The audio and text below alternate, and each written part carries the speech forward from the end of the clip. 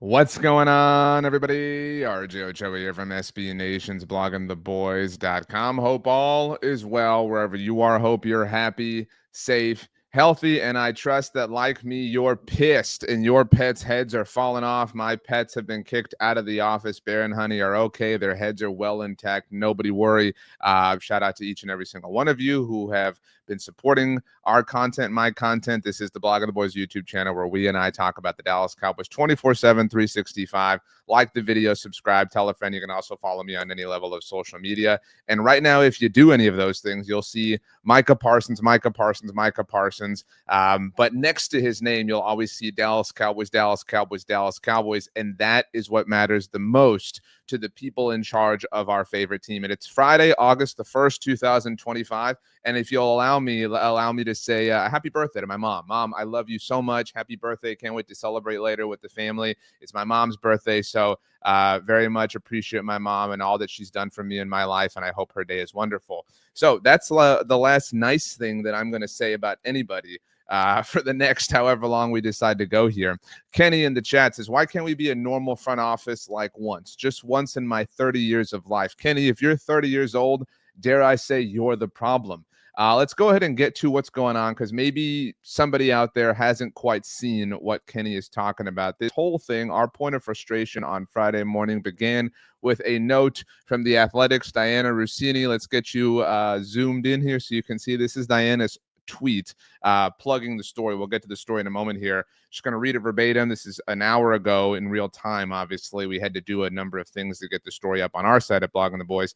Breaking: the Micah Parsons Cowboys relationship has deteriorated. It's a hard word to like type. I was recognizing and putting together a lot of things. Has deteriorated to the point where the star pass rusher is considering drastic measures, which could include a trade request or even a declaration that he is severing his relationship with the team. Per multiple league sources familiar with the situation, the two sides remain far apart heading into the second week of training camp and are not currently negotiating. Let's zoom up or scroll up, and see what she added here. We'll get to the story in a moment. Like I said, among the key issues, let me show more here. Micah Parsons spoke directly with Jerry Jones over multiple days in the spring. That was a long time ago, obviously. The team believed those conversations were negotiations and that it had a deal. Multiple league sources said no takebacks, no takesy-backsies, the way my 3-year-old says. But Parsons believed the talks were just conversations and wanted his agent to handle the negotiations. How absurd, how stupid that Micah would involve the professional negotiator when his agent attempted to start negotiations, doing his job. The Cowboys declined to engage with him. They took their ball and went home and told the pass rusher that they believed they already had a deal. No takebacks, I told you. Now the team is refusing. Today's August 1st. It's my mom's birthday. To engage with Parsons' agent at all. What a bunch of stubborn crybabies. Creating a tense standoff amid increasing friction. Yeah, it's like Marty and Biff Tannen in Back to the Future 3. All right, 10 paces. All right, so let's establish a few things out the gate. Let me pull up my tweet deck so I don't miss anything that's potentially flying around. You know the way these things tend to go. Thank you, Fred, saying happy birthday to my mom. She appreciates it. Dustin says Micah is too alpha for the Jones family. I agree with this. Kenny said, tell me it's him finally just standing up for him and a lot of other players that they won't take it anymore like most of us true fans. I agree with this. Going to get to these in a moment. Jake says we're cooked, bro. Boss says, oh, for you know what's sake, this is ridiculous. And Karam, hope I'm pronouncing this correctly. Karam says, Jerry, stop messing around and pay him. Okay, first things first, because I want to say this at the very beginning. The reason I disagreed with Jake saying we're cooked, we're like perennially cooked as Cowboys fans. Like, don't get me wrong, like we live in the crock pot. You know what I mean? Like that's our lives. But as far as like if you are concerned or if you're a troll and you believe that and by the way, I agree with you, I-20, that says if Patrick Walker is reporting on this, I'm not believing it. Patrick is awesome. Patrick is great. In no way inferring anything different. We're going off of Diana Rossini's report. Diana is obviously a long-standing NFL reporter on a national level. And this corroborates what we've seen, over the last few months. And there were some Twitter kind of breadcrumbs being dropped on Thursday night. We'll get to those in a moment here. But quickly, I in no way believe that Micah is going to be playing for anybody else. That is not a fear of mine. If it's a fear of yours, I'm not trying to calm that fear. But as far as what I think, I do not think that even if we go down a road where Micah Parsons requests a trade, even if we get to that point, and who's to say that we won't at this point, like Terry McLaurin requested a trade from Washington on Thursday. I don't believe Terry McLaurin's going to get traded, right? I don't believe Trey Hendrickson is going to get traded. I think these are tactics that you have to use when you're in that position, when it gets to a certain point and the negotiations aren't going your way. And this is kind of a premeditated, like this whole report is kind of weird, to be honest. And that's not a shot at Diana Rossini, who's awesome. But this whole report, and I don't mean to Stephen Jones air quote it, but this is a report that Micah might ask for a trade or might sever himself, whatever that means, right? Like this is a look, hey, I'm not actually doing this, but I might do this. I'm thinking about doing this, I don't know. So it is a weird and unique report in that sense, but I don't think that Micah is going to be playing for anybody other than the Dallas Cowboys for the foreseeable future. If I have to make a prediction, I predict that Micah, and I think a lot of you are predicting this, and I've got a lot of you in my mentions and Instagram comments about this. Everybody in that world is saying, oh, yeah, and look, I see your comment here. I-20 Eric says, this feels like Dak to me. I see Micah being signed at the last minute at the latest. I totally agree with you, right? Like this might even happen on the day the season begins, right? That opening Thursday against Philadelphia, right? That is very possible. So I do not think that Micah is going to be playing somewhere else. We know how this ends, which is what we've been saying for months now. That's part of what's so stupid about this. We know that this ends with Micah winning. We know that Micah is going to get the bag. A stupid bag, an insanely large bag. Like Louis Vuitton is impressed at this bag. Like this bag is going to be so glitzy and so glamorous that any bag that has ever existed is going to feel bad about being a bag because this bag is the ultimate bag. That's what Micah's going to get from the Cowboys. That's my prediction, if you're asking for it. And in that sense, or in that same prediction, the Joneses are going to pat themselves on the back and they're going to act like this went according to plan. This was exactly how they drew it up when this situation could have happened very differently. That's what we're frustrated about. If you feel like we're this group of people that believe that, oh no, Micah's going to get traded. No, we don't believe that. We are just exhausted. We are tired. We are frustrated. Where was Kenny's comment here? Said, tell me it's him finally just standing up for him and a lot of other players that they won't take it anymore, like most of us true fans. If you have listened to or watched or read any of the comments from, with all due respect, the most important players on the Cowboys, the cornerstones, the people who have been through this situation, the CeeDee Lambs and the Dak Prescotts of the world, when they were asked when training camp first began now about 2 weeks ago about Micah and his situation, I don't want to speak for Dak and CeeDee certainly, but their inference was, yeah, like this is really stupid. And it was really stupid when we had to go through it, and it was really exhausting and we don't know why it's this way. And Micah's having to do that now and it sucks for him. We're wishing him all the best. He's doing it the right way. We're rooting for him. We want him to get paid, et cetera, et cetera. We all know this. We all know the way that it is going to be. We all know the way that every other NFL team, for the most part, does it. And we all know that the Cowboys are doing this in an insanely stupid way. The reason why the Cowboys are doing this, who knows? I have no idea. I've run out of logical ways to assign an answer to this. It's either they care about the attention or they're this incompetent, right? Like there's no good answer as to why the Cowboys are doing it this way. We all understand that at the very least. I-20 Eric, I think it's I-20. Yeah, it is. You've got the interstate picture. I just want to know why Will McClay isn't the GM. It's ridiculous that we are still held hostage by the Joneses. Yeah, I mean, that's kind of it at this point. AJ says, amazing way to sabotage your new head coach with unnecessary drama when he's damn sure trying to build a culture. We're well past the Mike McCarthy thing. And if you know me, you know that I defended him a lot more than a lot of people. And that being said, allow me to remind you that a year ago when Mike McCarthy was entering the final year of his contract, which was in and of itself kind of a rare thing for an NFL head coach, that he was in this exact same situation, not necessarily with the best player on his team because Micah was at camp and practicing and all this stuff, but Mike McCarthy had to deal with this with his quarterback and his star wide receiver. Granted, Dak Prescott showed up and was a good soldier about it all, but Mike McCarthy had to deal with all that. And think about, like, again, I'm not here to be an apologist for Mike McCarthy anymore. I've already done that, but Mike McCarthy had to deal with that with Dak in 2020, on top of everything, obviously. And in 2021, when the Cowboys ultimately paid Dak before the franchise tag deadline in the middle of the summer. So Mike McCarthy, in 3 of his 5 years, 2020, 2021, and 2024, had to deal with contract situations relative to maybe not the best player on his team in his quarterback in Dak Prescott, but certainly the most important player on his team in his quarterback in Dak Prescott. So to your point, AJ, I'm not trying to take away from Brian Schottenheimer at all, but Brian Schottenheimer is only, and I'm using that word like Stephen Jones in air quotes, only having to deal with this situation relative to the best player on his team in Micah Parsons. It's stupid, it's dumb, it's moronic, it's petulant, it's small, it's petty, it's sad. It's anything under that umbrella that the Cowboys are doing this. They are sabotaging not just Brian Schottenheimer, but Matt Eberflus, but, Sam Williams or, Donovan Ezuraku, like even all these people and players who are thriving and doing good things. Micah Parsons being a part of that would only help and amplify that, and not wanting that to be the case is dumb, and that's why we are upset.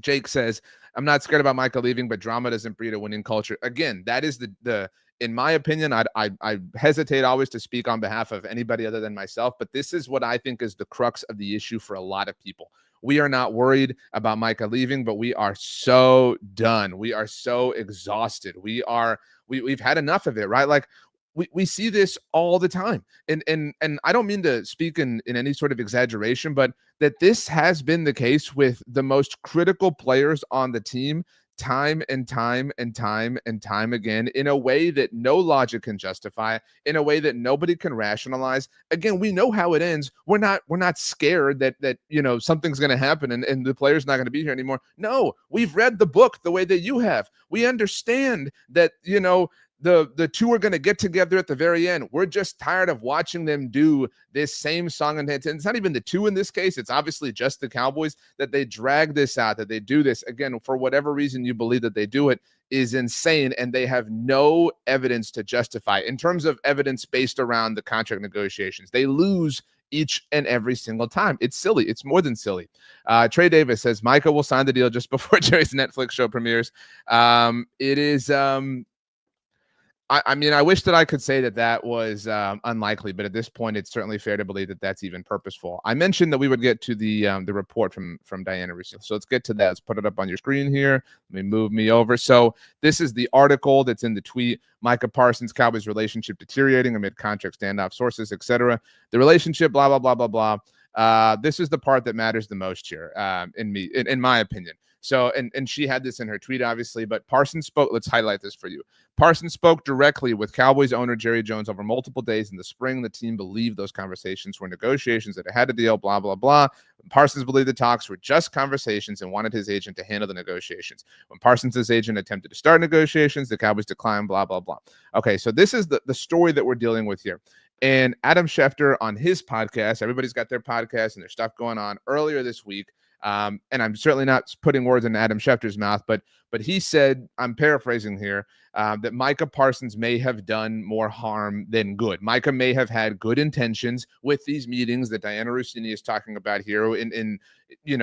We've all gotten wires crossed, right? We've all, talked to somebody and thought one thing and they were thinking another, right? Like that's happened to you at some point in your life, right? At some point in my life, whether it's personal lives or professional lives or, just standing in line at the movie theater, right? Like there was some point in time where like you said something or somebody said something and you and the person involved in the conversation interpreted it different ways. That's totally possible. Well, we're all willing to believe that. We're all completely willing to understand that, hey, you know what, Micah, you thought you were, just kind of spitballing, talking about the contracts. You thought you had this rapport going, this relationship, etc. But the Cowboys, they said, well, Big Brother was watching. Julie Chen was going to come out the corner and tell us the rules of the HOH competition, and you basically signed a blood oath. So you need to sign the contract right now so that we're all good because we said it then. And that would feel like taking advantage of Micah, right? Like, that would feel, I think people say things with situations like this and say, there was a comment a while ago, obviously, right? Like, oh man, this is going to, hurt Micah's relationship with the team. And I think that like, this is the example, right? Like Micah clearly, based on all these reports, had a relationship with the Cowboys front office to where he felt comfortable talking about, his extension, right? Quote unquote, negotiating, at least the way the Cowboys want to verbalize it, according to these reports. That implies that Micah had a really comfortable relationship with the front office, right? Like if he was willing to have those conversations. And then Micah, because he's a professional, said, okay, great. Well, I had this talk, I had this chat. Now let me run it up the flagpole and I'll get back to you, right? And he did that. And the Cowboys are saying, no, too bad. Like that if it were me, and I'm only going to speak for myself, if I were in that situation, I would say like, wow, I mean, I definitely don't trust you anymore, right? It feels like you're trying to weaponize, a conversation we had, and you're almost trying to manipulate me. You're almost trying to catch me off guard, right? Like you're almost trying to, to catch me when I'm just relaxed and I think that we're just friends here, right? Like again, I think we've all had a moment like that where you've been friendly and you have found out it's a little bit more than that, right? And sometimes it's to your detriment. And that is the relationship, that is the damage, that is the fallout that potentially exists as a result of all this, because the Cowboys want to get a deal. I mean, right? Like that's what this is about, right? Like we want to save money or whatever. Like, no, man, like wouldn't you think like if you and I, like let me look you dead in the eye right here. If you and I were in charge of the Dallas Cowboys and the best player on our team who has done nothing but be awesome for us and be a great ambassador for us, and even if we had a deal for something less than he wants now, wouldn't we look at the extra money, call it whatever you want, make up a number? Wouldn't we look at the extra as an investment? Wouldn't we look at the extra as saying, you know what? Yeah, we technically said X, but he's asking for Y now. And if we give him Y, man, we'll have that loyalty. If we give him Y, he'll really ride for us. Like it may be more, but it's an investment in the future. It's an investment in our relationship. It's going to cultivate this culture that we keep talking about here. And so in that sense, it's worth it. I think you and I would say that to one another because you and I have brains and you and I are willing to do logical things that are clearly outside of the realm of thoughts and possibilities for the Dallas Cowboys. I-20 Eric says, how would the Cowboys not assume that the agent would eventually get involved? That's what agents are for. Well, sometimes sometimes people will do something, like there will be something that happens, like in the world, and I'll think to myself, somebody thought that was a good idea, right? Like we've all seen something stupid and we've all been like, you know what? There was a meeting about this, right? Like there was a meeting where somebody said, we should do this. And then where another person said, that's a great idea, John. That's a great idea, Jane. Let's do that. And then other people got involved and they planned it, right? So like to that point, did Jerry and Steven think like, oh, we got him. Let's get the papers drawn up right now. We'll get him to sign already. I'm like, no, what an insane thought. And this would be, and I mean this with all respect to all agents, right? But there are obviously levels of agents in the NFL and in life and in professional sports. So like there's the top dogs, and Micah is represented by the top dog. We all know this at this point. But if it had been a smaller agent, right? Like if you were dealing with Vincent Chase and this was E, right? Like his buddy from high school, right? Like maybe you could think like, oh, we could totally get E to sign this, right? Like E doesn't know better. We'll just do this. Like it'll be no big deal. But like, the moment Vincent was like, well, yeah, Ari Gold is here, you'd be like, wait a minute, whoa. We can't get it past this guy because he's a professional. Like it was insane to ever believe that this was a binding thing, whatever Micah and the Cowboys may or may not have said to themselves. Again, making sure I'm not missing anything here. So we're good here. Let's see here. AJ says the Jones boys are only billionaires who are the only billionaires who act like the victim. I-20 Eric says, after saying that, RJ, this sounds a lot like what happened with Randy Gregory. I'm not trying to compare the situations. I thought that what happened with Randy Gregory was unfortunate. I wish Randy Gregory well. I did not hold or harbor any ill will. I know a lot of Cowboys fans did.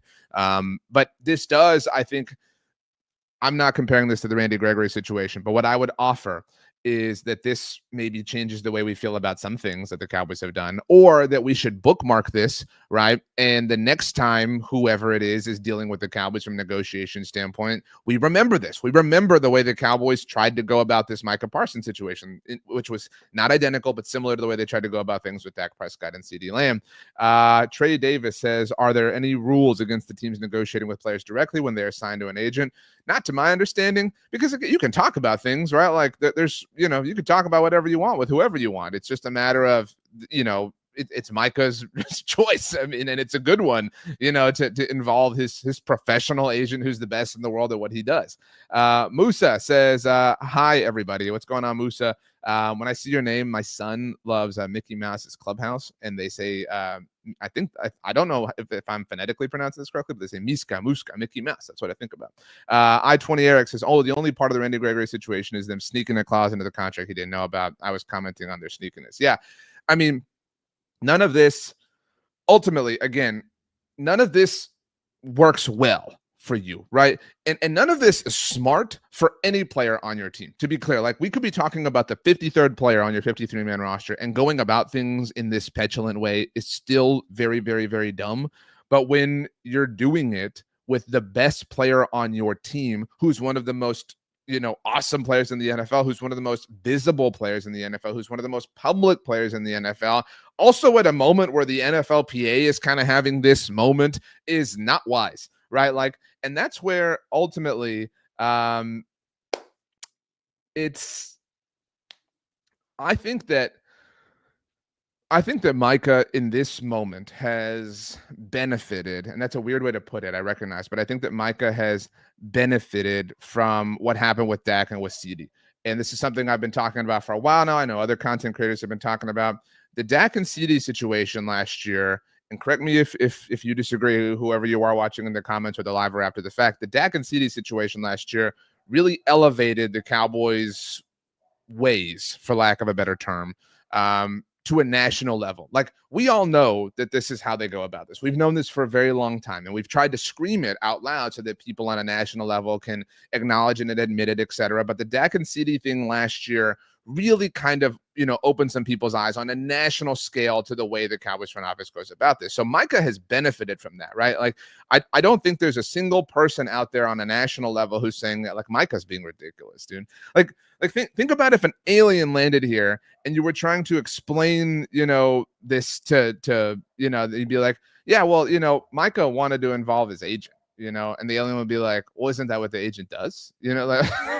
And you would be, oh yeah, that's kind of the agent's job. And the alien, who knew nothing about any of this, would say, well, that makes sense. Like, why are the Cowboys mad? And we would be stuck in the same point that we are right now.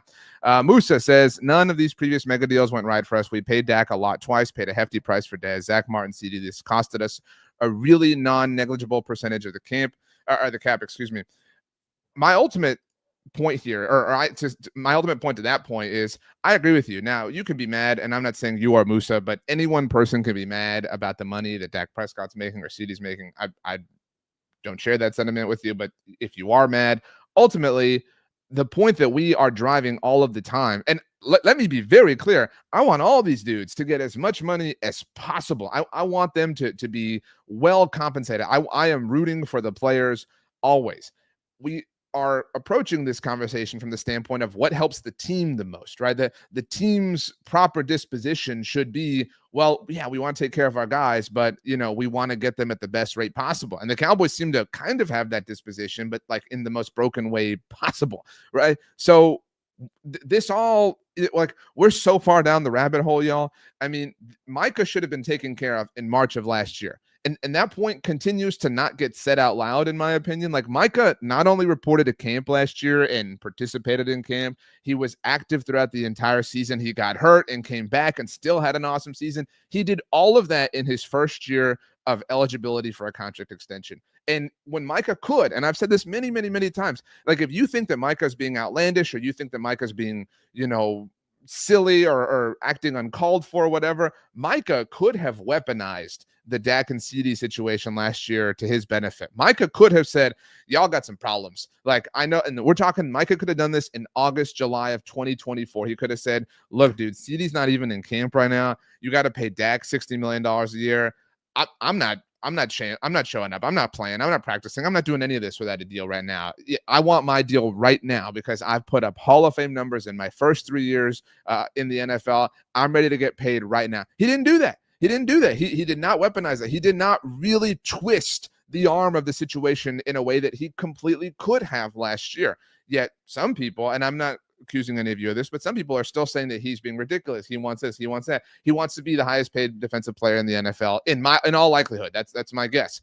And I'll be straight up with you and say that, many months ago when Micah said that he did not need to be the highest paid defensive player in the NFL, I did not personally believe him. Not to call him a liar, but just like you never see that, right? Like you never actually see that really happen with a player of this caliber at these specific positions, at wide receiver, corner, quarterback, left tackle, pass rusher. I did not buy that. I thought that was kind of just contractual posturing, but he could have meant it. He could have been authentic. He could have been genuine. I mean, he could have been completely and totally honest. And, you know, if he was being honest, what a missed opportunity. And that could have been, as we look back on the last few months, Micah's comment about that, Jerry Jones pretending not to know the agent's name, all those things clearly could have been, or clearly were potentially hypothetically related to this weird standoff, conversation that was off the record, kind of on the record, negotiations, but not really negotiations that, seem to be this like variable for the team. Beirut Wedding says, do you think the Dak contract made them more reticent to pay Micah now? I think that I don't think so, to answer your question, Beirut Wedding, but I think you're asking questions that come from a place of logic. And I think that's the problem. And I don't say that to be silly, but I say that to say, like, you can't logically justify any of this. You can't. We're so past that point that there's no logic. And I understand that we're just trying to compartmentalize the situation. I get it. I understand that we're trying. Our brains work in a way that we're trying to think this through. We're trying to understand, how did this situation get this way? What is the reason that the Cowboys are being like this again? Like, haven't they learned their lesson? Haven't they seen? There's not a good answer. Like, there simply is not. You cannot. You can beautiful mind it. You can goodwill hunting this situation as much as you want. There is no logical answer for why the Cowboys are in this situation that they are with Micah Parsons, the way they were with Dak Prescott multiple times, the way they were with CeeDee Lamb, and the way they were with other players to different degrees, like DeMarcus Lawrence and Des Bryant. There is no logical way to answer what is going on. Why do they feel this way? It may be for attention, it may be for clout. If it's any one of those things, that's very sad, but that's kind of who the Dallas Cowboys have shown themselves to be for a very long time. So I don't think the Dak situation made them any more weary of the Micah situation. But what I do believe, and I don't normally believe these kinds of things, let's see. Okay, no, we're good. What I do believe is that this is messy now, right? Like, this is, drinking a sip of coffee here. This did not have to get messy. The Cowboys could have just, again, let's play the game that you and I run the Cowboys.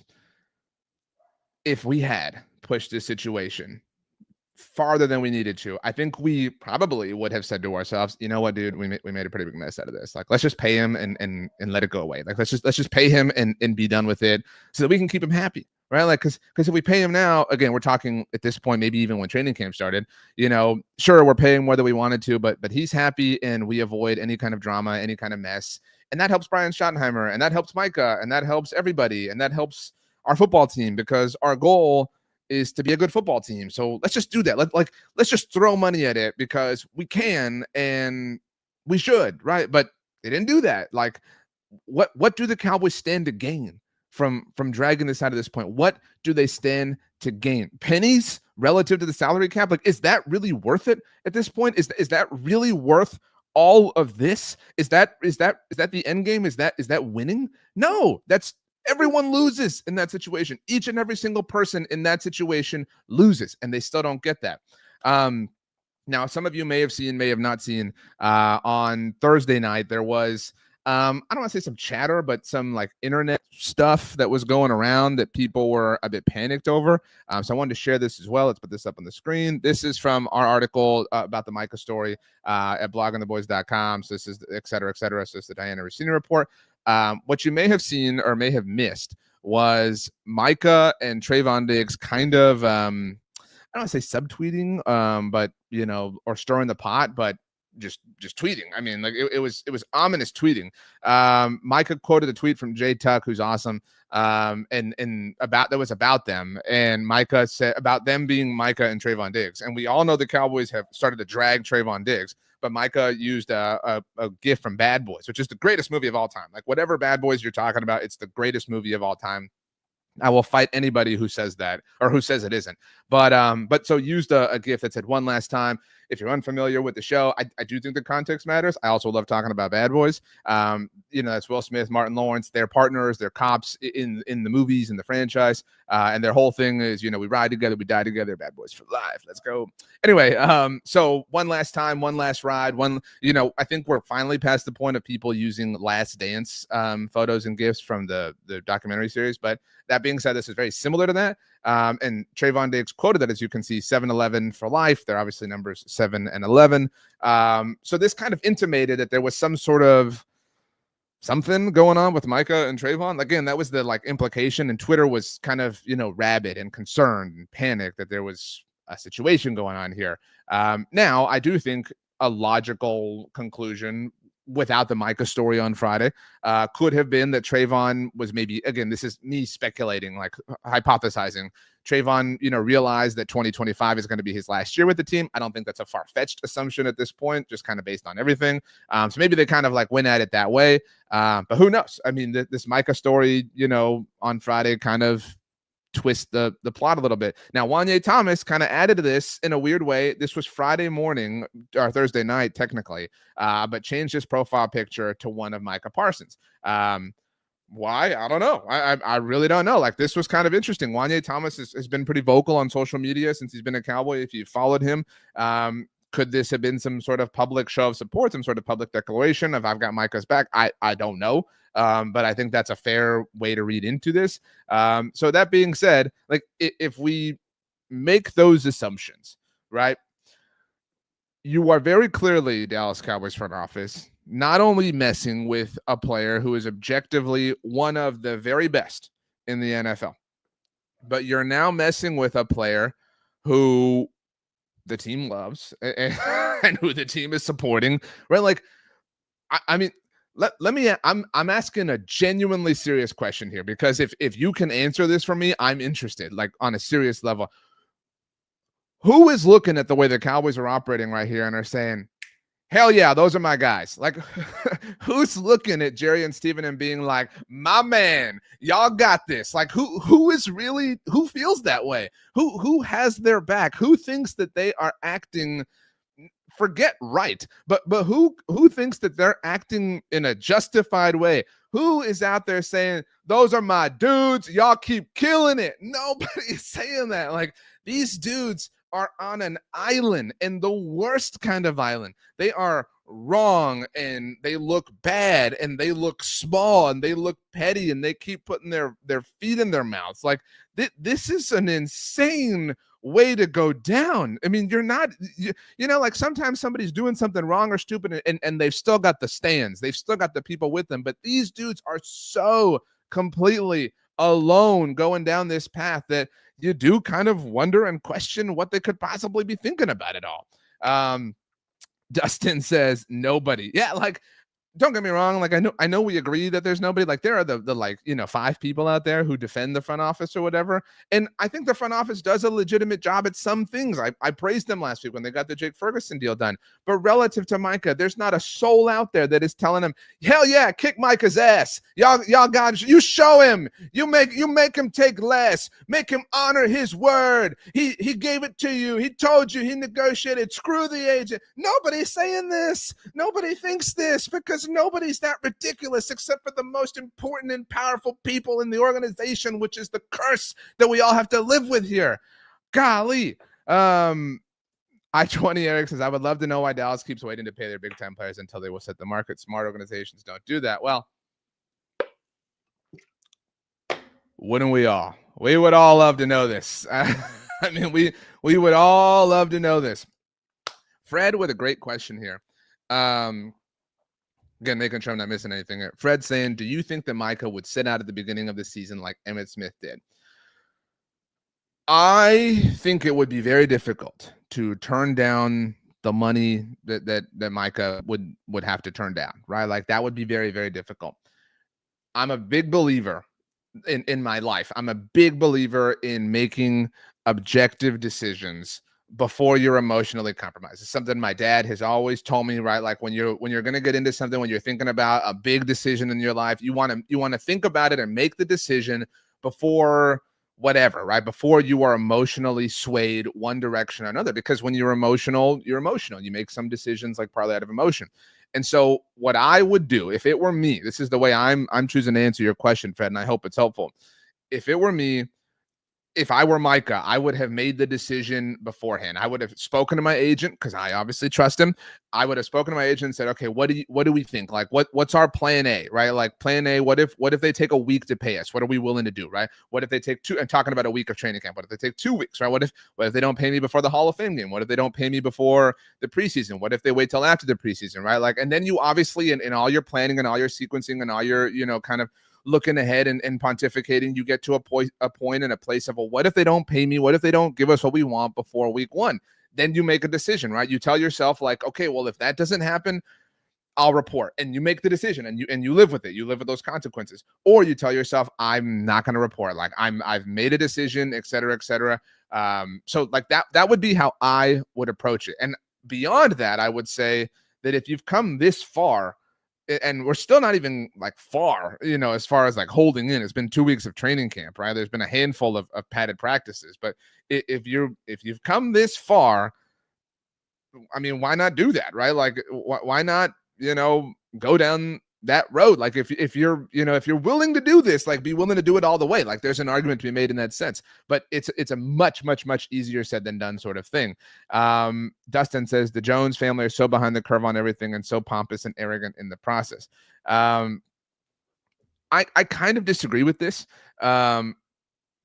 because I get what you're saying, Dustin, and I don't disagree in a way that I'm going to defend the Cowboys front office, but people say, in fact, right this second, I got a Slack from one of my coworkers who said, bro, why are Steven and Jerry so clueless?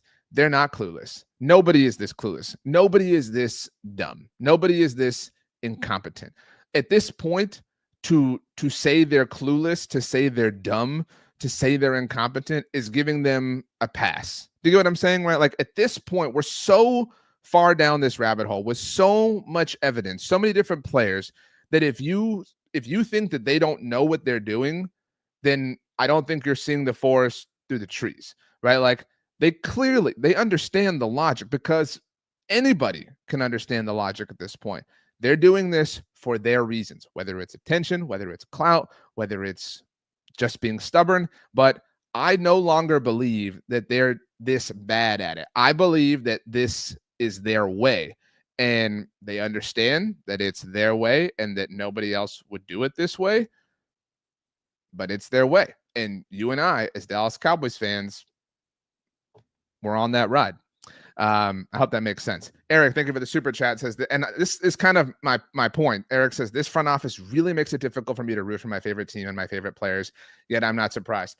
And that's like, this kind of goes back to the point where I don't think any of us are sitting here be like, oh no, they're going to trade him. Oh God, Micah's going to play for the Eagles. No, nobody thinks that. No, because we all know how this ends. We've seen it many times. We all know that this is posturing. This is part of it. This is negotiations. This is tactics. This is back and forth, et cetera, et cetera. What we are pissed off about and what frustrates us is it doesn't have to be this way.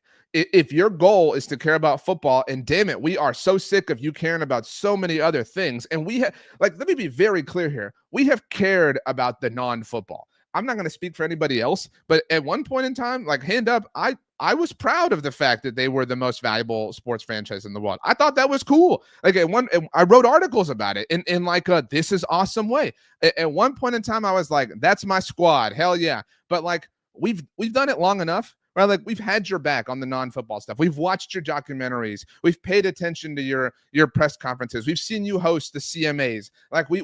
We've already done all that. We have given you more than enough rope for the non-football stuff that now we are sick of it. And now we demand that you focus on the football. And this is completely and totally running against that current. This is not about the football. And even if you think it's about being right or getting the deal they want, you're still not seeing the picture. Again, we've all had to pay more for something than we wanted to, because that was just the situation, right? Like whether, and it could have been big, it could have been a house or a car, it could have been small, it could have been your phone, it could have been a mouse or a keyboard. Like it could have been something where you're like, I'm really not comfortable paying that much. Like I don't want to do that, but I'm at a place, whether it was necessity or it was a gift or you get my point. Like you did the kind of mental math. You said, fine, I'll do it because X. And like not doing that kind of now is working to your detriment. Not doing that is hurting you. Not doing that is cancerous to your team. And that's a heavy word. I don't mean it that way, but like now you're fracturing, you're damaging to whatever, even if it's 1%, even if you have damaged your relationship with the best player on the team by 1%, isn't that kind of not cool? Like if it were me, I would not want to ever damage it like 1%. Like I freak out when I speaking of my phone, when my phone's at like 90%, when it's like 10 a.m. and my phone's at 90%, I'm like, dude, how am I going to make it the rest of the day? I'm only at 90%, right? Like, why would you burn any of it willingly, consciously, like of your own volition? It's dumb. Let's see here. Fred says the Cowboys without Micah, the defense will be less successful and the defense will suffer no pass rush. JP Harp says, after all the good this offseason, now we have to go through this. Can we ever just not be the hot topic? I agree with you. Now, I'm going to be honest with you all. Well, Barut says, let me get to this first. I think you're mistaken, though. I think they genuinely do not know how to build a winning team in the modern NFL, and their ego makes them defensive. I certainly think that's part of it. Like, I don't mean to suggest that I disagree with that.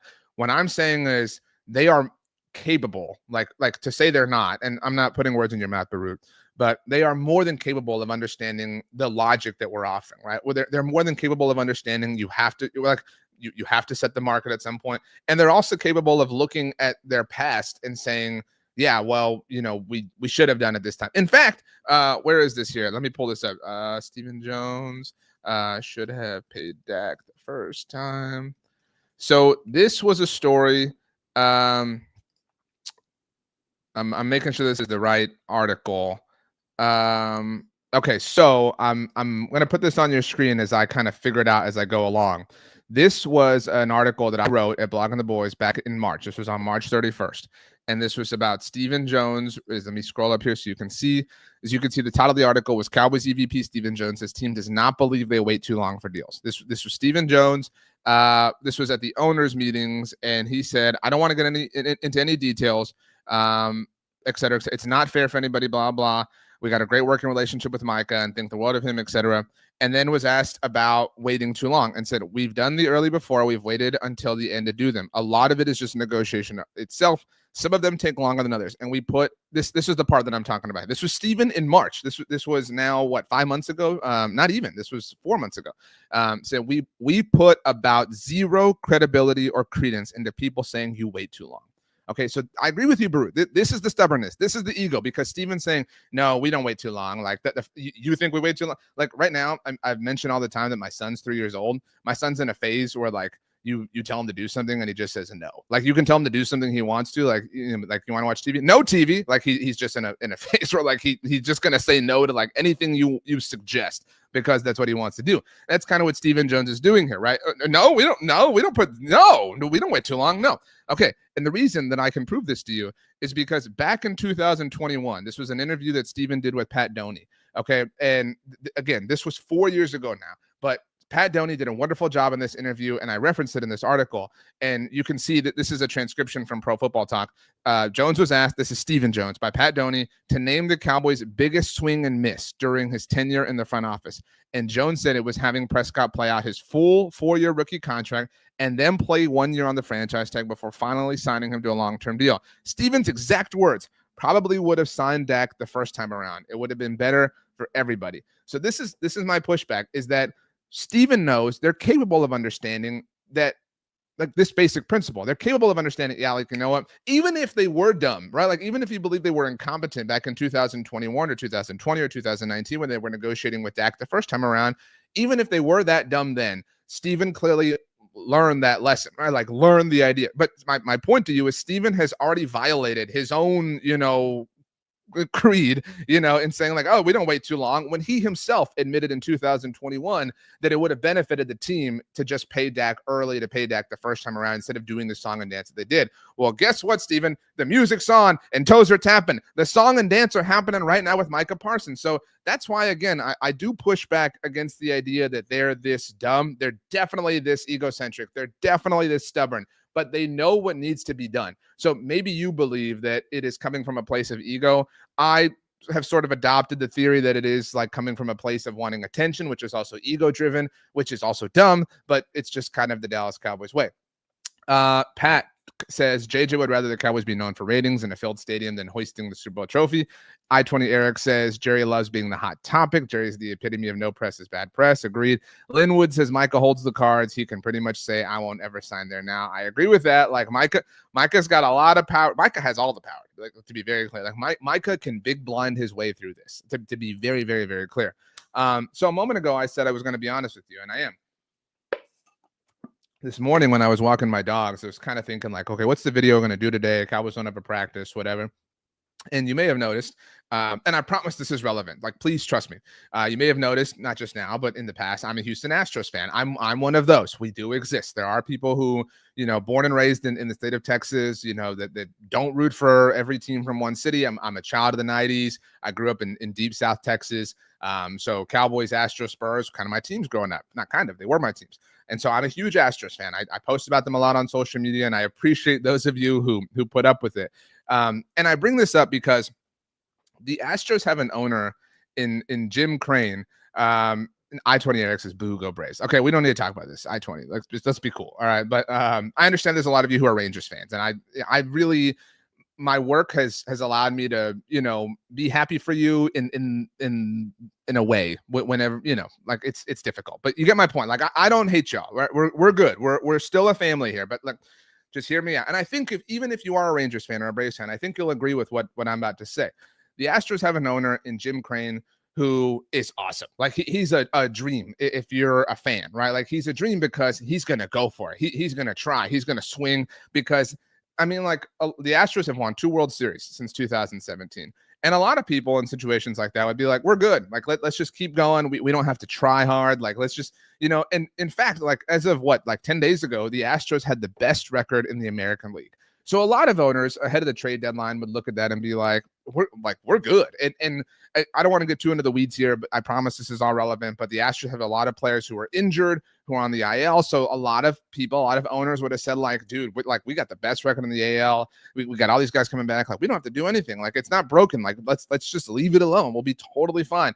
Jim Crane, though, said, hell no. No, I want more. I want more and more and more and more. And I love that. I mean, trading for Carlos Correa, like, is such a cool thing. And my point is, and I do think, again, I know that there's a lot of you who are Rangers fans, and I'll end the Astros talk there. I think you agree with my point. I think you agree with my disposition, is that it is such a dichotomy rooting for the Astros and the Cowboys, because the Astros are always going to try. They're all, and for Jim Crane, the moves he makes are about writing a check, right? The moves he makes are about like, well, should we do this? It will make us even better, but I have to spend some money.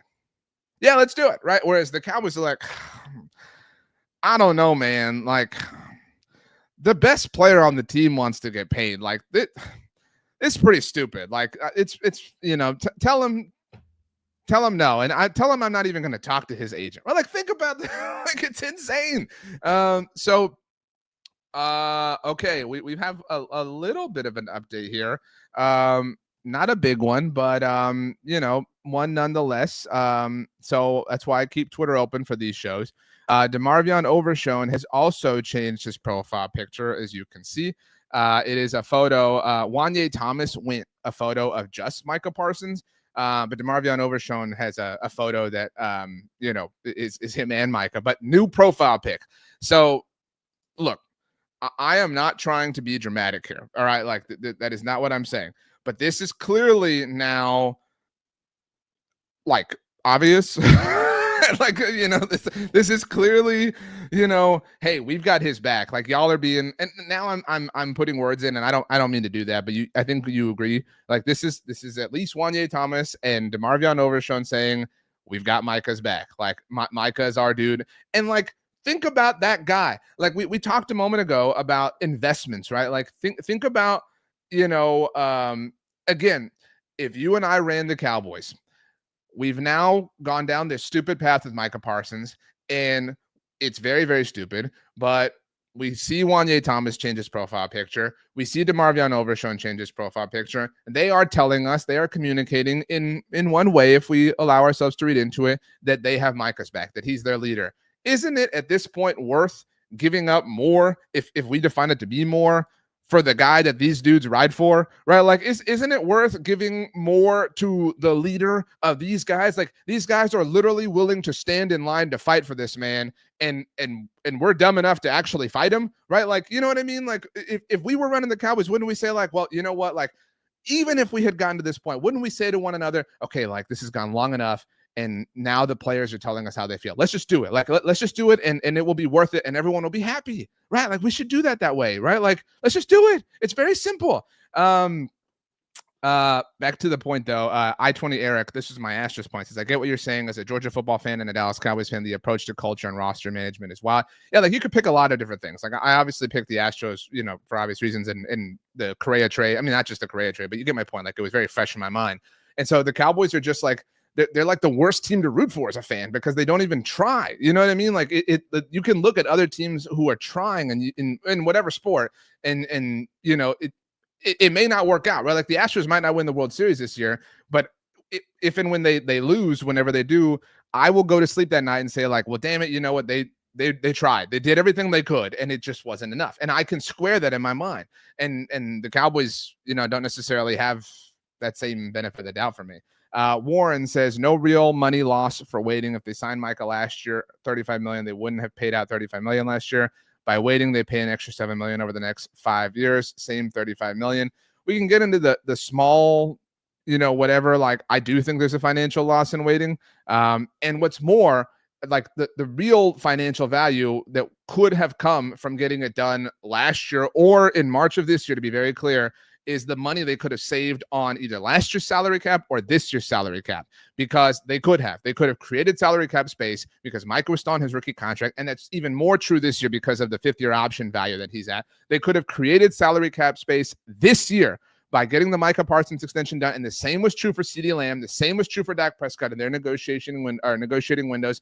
And they could have been more aggressive in going out to get other people, other players, other points of help, other opportunities for success, and to improve the team. So there is money lost. There's opportunity lost. And that's kind of been our point for a very, very long time now. Warren says, most importantly, what does it say to other players when you are not investing in your best player that each bleed Dallas blue?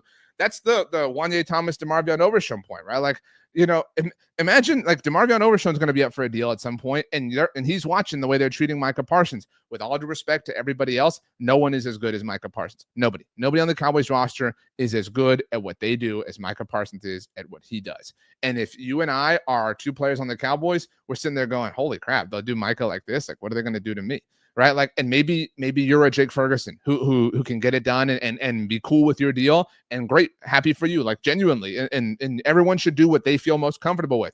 But if you want the most, if you want market rate, if you want to be paid commensurate for your worth, they are going to drag you through hell, because that's what they do.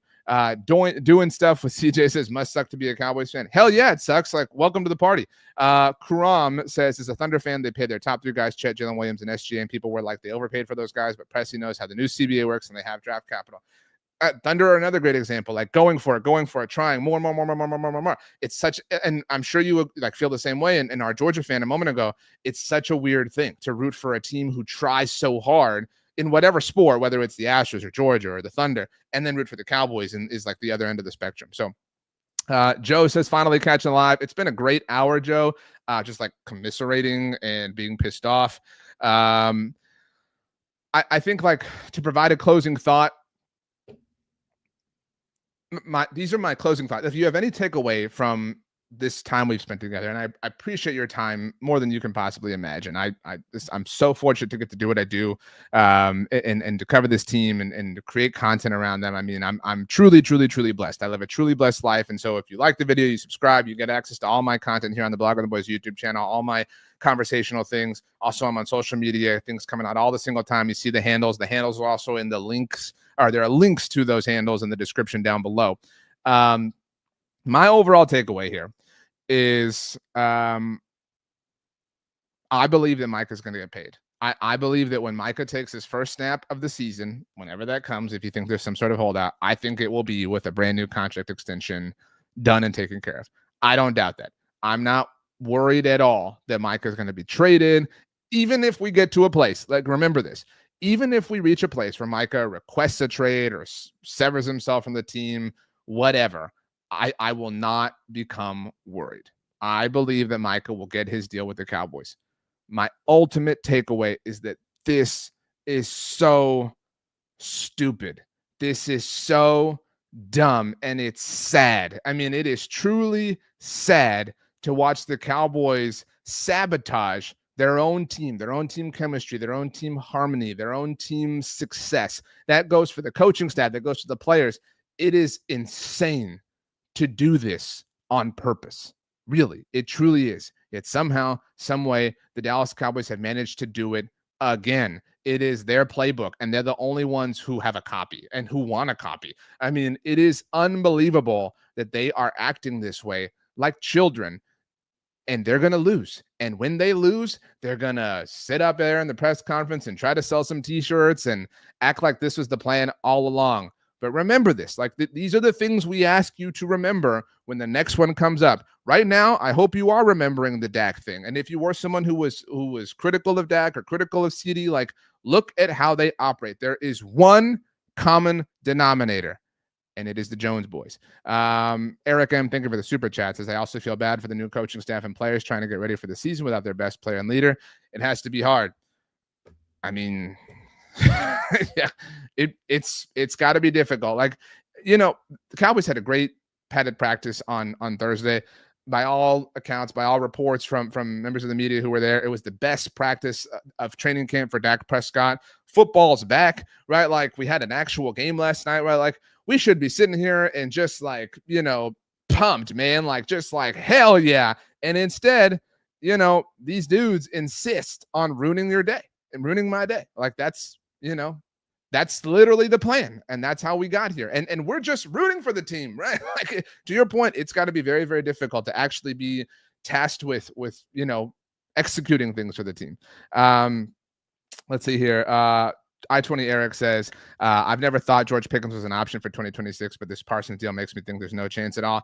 I've said this many times, and I continue to tell you, I was against the George Pickens trade. I've come around, I've apologized, etc. But even in the immediate moments when I was against the trade, if you go back and watch that live show that I did with Connor Livesey here on the YouTube channel, even if you go back and watch that show, when I was against the trade, I said, okay, fine. I was against the trade. You've done it now. Get a contract extension done. Do it right now. Why wait? Why? And you can sit here and you can tell me all the things that Pickens has said, and I commend George for saying these things, but saying like, oh, I just want to focus on the season or whatever, why not do it now? If you're the Cowboys, the goal, the plan, the objective, everything you're working towards hinges on him being very good for you this season, playing well enough to earn a contract extension or to be worthy of a contract extension in your eyes. So why not do it now? Why not? It would be smart. It would be wise. It would take care of future drama. And yet somehow, some way, you're here, with all due respect to George Pickens, with the best player on the team who deserves a contract extension with your team, obviously, way more. So yeah, I agree. I mean, the George Pickens thing should have already been taken care of in my book, but I agree with you. I kind of doubt that, you know, it will happen. Let's see here. Joe says, somehow, some way we managed to do this the same S show every single year. It's almost like that's the plan, Joe. It's almost like that's what they want. I agree with Karam, says, I like Shotty's energy, the discipline, the accountability. Here's the thing, and this will actually be my closing thought.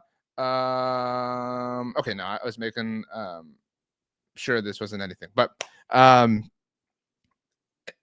am very excited about everything going on with the Dallas Cowboys, except with regards to the two most important people within the organization in terms of the ones who have the most influence and power, and it's Jerry Jones and Stephen Jones. Like they truly are, they hover over all this, right? Like I'm with you. I'm excited about, Schottenheimer. I'm excited about Dak. I'm excited about the offense. I'm excited about Jaden Blue having some more opportunities.